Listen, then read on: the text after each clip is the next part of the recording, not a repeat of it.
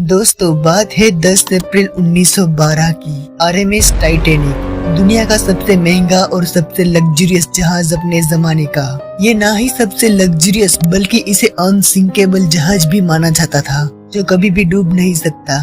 31 मई 1911 को जब पहली बार इसे दुनिया के सामने रखा गया था, इस जहाज को साउथहैम्पटन इंग्लैंड से न्यूयॉर्क का सफर तय करना था। इस शिप में बड़े बड़े इंडस्ट्रियल और फिल्म स्टार जैसे अमीर लोग न्यूयॉर्क जा रहे थे अपनी लाइफ को और इम्प्रूव करने के लिए। इस टाइटैनिक जहाज की कमान संभाले हुए 62 year old captain Edward John Smith. यकीन मानिए दोस्तों, यह शिप अपने जमाने की सबसे बड़ी और सबसे लग्जरियस शिप हुआ करती थी। इस जहाज में जो लग्जरी इस्तेमाल में की गई थी वह आज के 7 स्टार होटल को भी पीछे छोड़ दे।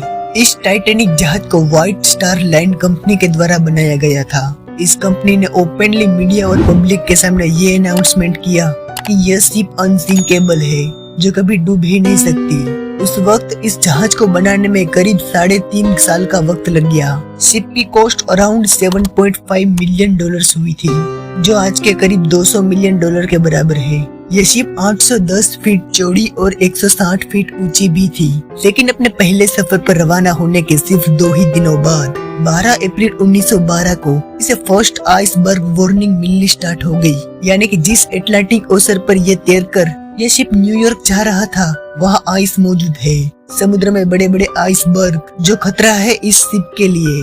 वैसे तो यह एक नॉर्मल बात है, समुद्र में वैसे कई छोटी बड़ी शिप्स होती है जो आपस में कम्युनिकेशन के जरिए दूसरी शिप्स को सिग्नल बताती है कि इस जगह आइसबर्ग मौजूद है, तो संभाल कर चलना। लेकिन टाइटैनिक जहाज तभी भी नहीं रुका जब इसे 7 और आइस वार्निंग मिली। Captain Edward John Smith ice warning को इग्नोर करते हुए इस शिप को लगातार 21 नॉट्स यानी कि 40 किलोमीटर प्रति घंटा की रफ्तार से लगातार आगे बढ़ने का ऑर्डर दिया। इस 12 अप्रैल 1912 की रात को खास बात यह है कि उस रात चांद बाहर नहीं आया था, इसलिए चांद के बिना विजिबिलिटी एकदम लो थी। आगे कुछ भी दिखाई नहीं दे रहा था। शिप में आमतौर आप सभी लोगों ने ये चीज तो देखी ही होगी। शिप के ऊपर एक क्रॉस नेस्ट होता है, वहाँ पर 1 या 2 लोगों को रखा जाता है ताकि सामने कोई शिप या कोई आइसबर्ग तो नहीं ये देखा जा सके। उस दिन क्रॉस नेस्ट पर फेडरिक फ्रीड नाम के इस बंदे को रखा गया था। ठंड बहुत तेज थी और रात के अंधेरे में दूर से कुछ दिख भी नहीं रहा था। लेकिन रात के करीब 11:39 पर अचानक से उसे अपने सामने एक बड़ा सा आइसबर्ग दिखता है। जल्दी से क्रॉस नेस्ट की घंटी को 3 बार बजाता है, चिल्लाकर बोलता है, हमारे सामने बड़ा सा आइसबर्ग है। लेकिन अब तक बहुत देर हो चुकी थी। रात के करीब 11:40 पर करीब 1 मिनट में ही यह टाइटैनिक जहाज इस बड़े से आइसबर्ग से टकरा जाता है। ये टक्कर इतनी भयानक थी कि उसने इस पूरे टाइटैनिक जहाज को हिला कर रख दिया। Titanic was a new breed of luxury liner. Titanic left port in Southampton, England. Among her passengers were many of the wealthy and influential. The band played the gayest tunes and American ragtime dances. The time was 11:40. The iceberg grazed the right side of the ship. And all of a sudden she lifted up quickly. Everything that was movable was going through her. I didn't think it was serious because I didn't think it was possible. A big ship like that could sink. दोस्तों दिखने में भले ही ये iceberg छोटा लग रहा हो, लेकिन ये 200 × 400 स्क्वायर फुट जितना बड़ा था। यूँ कहे तो एक फुटबॉल स्टेडियम जितना बड़ा। इस आइसबर्ग का वजन अराउंड 1.5 मिलियन टन बताया जा रहा है। इतना भारी बर्फ का पहाड़ अगर किसी चीज से टकराएगा तो ऑब्वियसली शिप में डेंट तो पड़ेगा ही। 2 मेनली सेफ्टी फीचर्स इस जहाज में इंस्टॉल किए गए थे, इसी वजह से इसे अनसिंकेबल जहाज माना जाता था। वीडियो के स्टार्ट में मैंने आपको बताया था इस जहाज को अनसिंकेबल माना जाता है। 2 मेनली सेफ्टी फीचर्स इस जहाज में इंस्टॉल किए थे। पहला, डबल बॉटम हल। दोस्तों हल मतलब शिप की फ्रेम, यूँ कहे तो शिप का मेन बॉडी स्ट्रक्चर जिस पर यह शिप पानी पर तैर सकती है। क्योंकि इस शिप में डबल बॉटम हल इंस्टॉल किया था, इसी वजह से अगर नीचे से बाई चांस अगर एक लेयर टूट भी जाए तो दूसरी लेयर बचा लेंगी, पानी को अंदर घुसने नहीं देंगी। और दूसरा, 16 अलग अलग वाटर टाइट कंपार्टमेंट में इसे डिवाइड किए हुआ था। अगर 16 कंपार्टमेंट में से 4 कंपार्टमेंट पूरी तरह से पानी से भर जाए तो भी यह शिप नहीं डूबेगा। इन्हीं 2 मेन सेफ्टी फीचर्स के कारण इस शिप को अनसिंकेबल माना जाता था। बट ये आइसबर्ग इस शिप को साइड में से हिट किया, यूँ कहे तो बो के पास से। बो मेनली शिप का आगे का हिस्सा होता है, लेकिन बो के पास साइड में तो सिंगल लेयर ही थी, इसलिए डबल बॉटम हल किसी काम का नहीं आया। ये टाइटैनिक जहां 10 सेकंड तक कंटिन्यू इस बड़े से आइसबर्ग को हिट करता रहा। इसी वजह से 16 कंपार्टमेंट में से 6 कंपार्टमेंट पूरी तरीके से पानी से भर गए। लिमिट सिर्फ 4 की ही थी। इस आइसबर्ग को हिट करने के कुछ देर बाद captain Edward John Smith and Thomas Andrew ने जल्दी से टाइटैनिक का स्ट्रक्चर को देखा कि शिप को कितना डैमेज हुआ है। वह पूरी तरीके से शॉक हो गए। उसने रियलाइज किया कि यह शिप तो डूब जाएगा। उन्हें लगता था यह शिप तो अनसिंकेबल है, जो कभी डूब ही नहीं सकता। रात के करीब 12 बजे कैप्टन जॉन स्मिथ ये ऑर्डर देते हैं, जल्दी से एक रेडियो पर सिग्नल भेजो ताकि आसपास की कोई शिप हमें बचा ले। Radio operator Jack Phillips continuously signal को भेजते हैं, लेकिन कोई रिस्पॉन्स नहीं मिलता। लेकिन करीब 20 मिनट के बाद आरएमएस कारपेथिया शिप के कांटेक्ट में आ जाता है। यह शिप टाइटैनिक के पास तो था, लेकिन 107 किलोमीटर दूर। ये जहाज अपनी फुल स्पीड पर भी चलने लगे तो उस टाइटैनिक तक पहुंचने में करीब 3.5 घंटे लग जाते। शिप में मौजूद लोगों ने फ्लेयर्स गन और रॉकेट्स को चलाना स्टार्ट किया। कैप्टन ने जल्दी से लाइफ बोट को डेक से नीचे उतरने को कहा। ऑब्वियसली महिला और बच्चे को फर्स्ट प्रायोरिटी देनी थी, लेकिन पैसेंजर को अभी भी डर नहीं लग रहा था। उन्हें लगा कंपनी ने इतने सारे पोस्टर बनाए हुए हैं, ये क्या ऐसा ही है।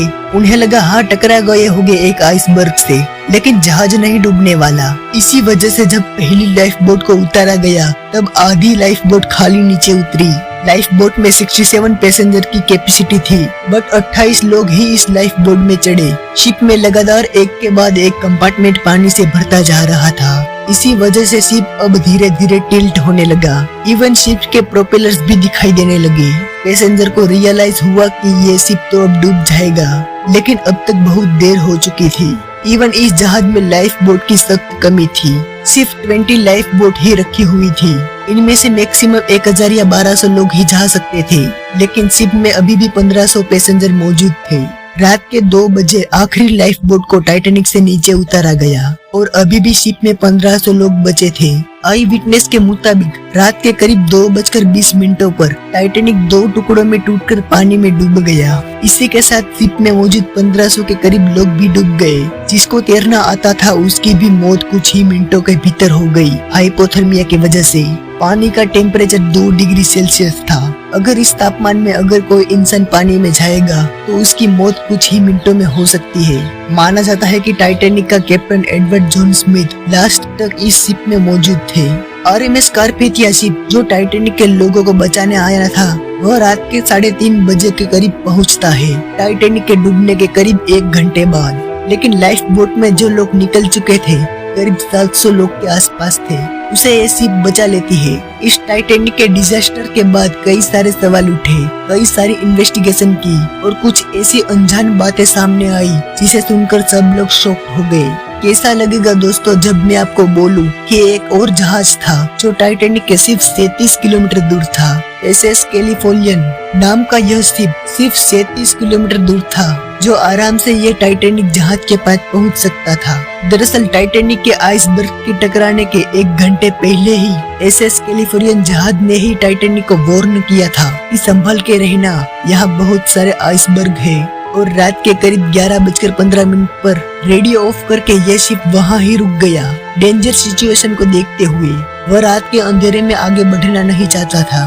रेडियो टर्न ऑफ था, इसीलिए टाइटैनिक के सिग्नल यहाँ पर मिल नहीं पाए। यह शिप टाइटैनिक के इतने पास था कि टाइटैनिक के कैप्टन को एक शख्स आकर बताता भी है, ये देखो सामने एक दूर शिप दिख रहा है, वह जल्दी से हमें बचा लेंगी। लेकिन फिर भी वह शिप बचाने को नहीं आया जब टाइटैनिक के ऊपर से फ्लेयर्स और रॉकेट्स को छोड़ा गया। जब फ्लेयर्स को छोड़ा गया तब इस SS कैलिफोर्नियन शिप ने वह देखा था। इस शिप के कैप्टन स्टैनली लॉर्ड ने साफ साफ ये दिखा था कि टाइटैनिक के ऊपर से फ्लेयर्स चलाया जा रहा है। लेकिन स्टैनली लॉर्ड को लगा कि ये टाइटैनिक में अमीर लोग जाते हैं, वहाँ पार्टी कर रहे होंगे, इसलिए रॉकेट्स को आसमान में मजे के लिए छोड़ रहे होंगे।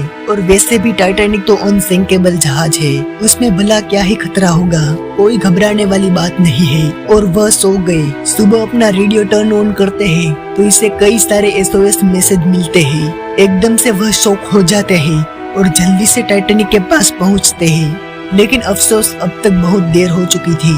उन्हें सिर्फ डेड बॉडी पानी के ऊपर फ्लोट करते हुए दिखती है। काश स्टैनली लॉर्ड ने इस चीज को सीरियसली लिया होता तो इतना बड़ा डिजास्टर नहीं होता। इस डिजास्टर को भले ही आज 110 साल से भी ज्यादा हो गया हो, लेकिन ये 19वीं सेंचुरी का सबसे भयानक डिजास्टर था जिसमें करीब 1500 लोगों की जान चली गई। दोस्तों, आपको क्या लगता है गलती किसकी है? मुझे कमेंट बॉक्स में जरूर बताना। और हाँ, कल्पना चावला वाला वीडियो नहीं देखा तो वो जरूर देखना। अगर वीडियो अच्छा लगा हो तो इसे लाइक करके चैनल को सब्सक्राइब जरूर करना। मिलते हैं नए वीडियो के साथ। यह वीडियो देखने के लिए धन्यवाद।